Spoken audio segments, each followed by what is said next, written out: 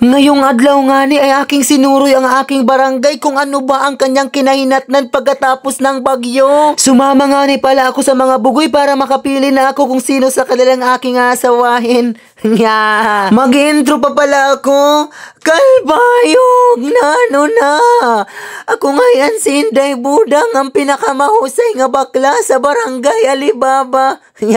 Priyagaba ala. Nang umabot na nga ni kami doon sa may tulay sa Pultri Dapit, Eratilor na Dapit, ay nasyak talaga ako dahil yung baha ay umapaw na, ay yung tubig ay umapaw na. Gusto ko nga ni tumabok doon sa tabok pero natakot man ako kay may katulman ako sa tiil, baka ako kuanan pasukan ng Leptospirosis National High School. Kaya naman nag-decide na nga ni ako na umuwi na lang ako sa aming balay kay para naman hindi ako kagirin. Kay kung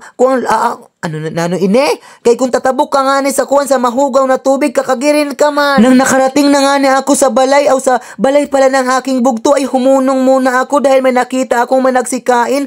Dahil nga patay gutom ako ay may lamang kukuan ako, huhunong ako at magsikain ako kay lamot baya ako. At pagkatapos nga ng kainan ay umuwi na ako sa bahay at pagkarating ko nga ni sa bahay ay sinugo agad ako ng aking mama na magkuha daw ng lubi kay lulubian daw yung isda, nabutod na siya. Dahil nga nag-brown out ba ya? Ikaw daw yan na may brown out pan. Diri ka ba mabutod? Kuang pagod? Yan pala yung alugan namin kung saan kami umiinom noon. Pero ngayon na mayaman na kami ngaw. Kahambog sini nga bayot. Kaparayawan pa ora-ora kaupay salmoon. At yun na nga ni, nagpatuloy na nga ni ako sa paglibot-libot sa kalubian na yan kahit hindi naman amin yan. Kay isa lang bayang o aking kukunin para lamang iturumok yun sa aming isda. At para na nga ni hindi ako mabigatan sa pag-uwi. Kuan to na, nano? Kuan,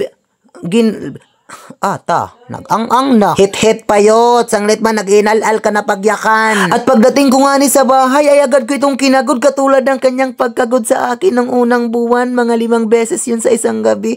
Hay! Maudaw kay mamarapag ininop pagudyot. Pag ininop pa, nga pag-angay mo, kaupay mo, tapalan yun lang ngayon. Salamat!